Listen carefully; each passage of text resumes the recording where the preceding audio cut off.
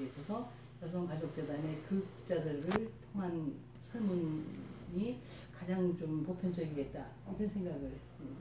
네, 이렇게 여러 가지 단체들과 함께 협약식을 맺으셨는데 그렇다면 앞으로의 이 관련 의정 활동은 어떻게 끌고 가실 건가요? 우선 연구만 다 하는 것이 아니고 저희 그 기획행정위원회에서 하고 있는 업무 중에서는 이제 인천의 부조리한 부분에 대한 지적도 해왔고 또 일방적 협약이나 이런 걸로 인천의 재산이 방해받지 않도록 하는 업무를 해서 대그룹과도 경쟁 있게 다툼을 해온 그런 경우도 있습니다. 그런데 지금 현재 저출산 해결 방안 연구회는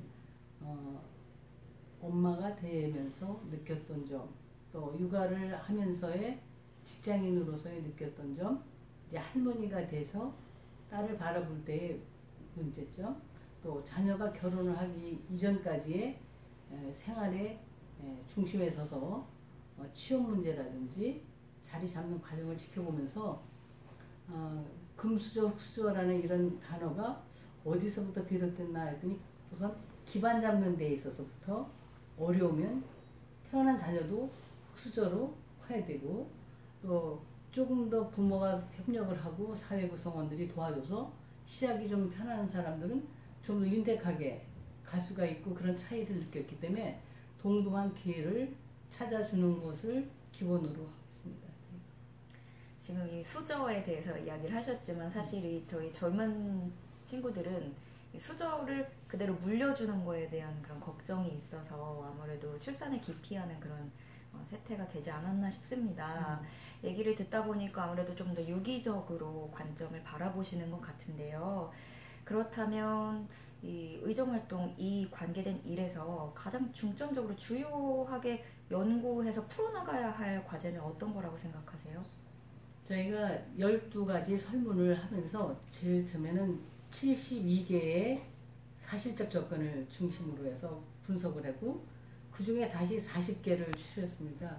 근데 그 40개를 하면서 30개 이상이 가장 취업에 귀착되어 있었기 때문에 취업 문제 중에서 정규직과 비정규직에 대한 문제가 가장 젊은이들이 고민하고 미래에 대한 불안하기 때문에 집에 대해서 가지고 있지 못한 부분에 대한 것을 우선 사랑하는 사람과 자야 되는 곳을 마련하지 못하면은 결혼을 하고자 하는 마음이 있어도 그것을 스스로 해결할 수 없기 때문에 결혼 시기가 조금 더 미뤄지면서 결국 그게 저출산으로 연결이 되고 또 학생들에게 주는 교육비 부담 때문에 학생들이 예전에 경제가 좋았을 때는 부모가 빚을 지지 않았는데 빚을 지고 있는 부모의 입장에서 자식을 교육시키는데 자연히 싼 학자금융자를 쓰게 하도록 그렇게 하다 보면 학생들이 졸업할 때는 그 채무를 가지고 나옵니다.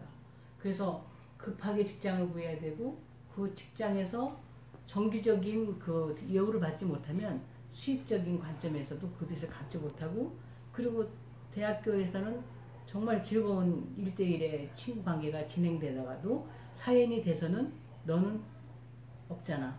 돈이 없잖아. 너는 직업이 없잖아.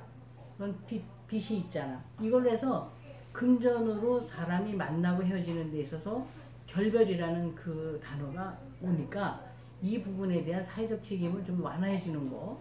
다음에 이어서 우리가 정책에서 선택하는 중에서 가장 중요한 것은 저출산으로 가는 것의 근본 방향을 해결하려면 안정된 사회 구조와 협력 관계가 되는 가진 자의 도덕 이것이 기업인에게서 나와야겠다.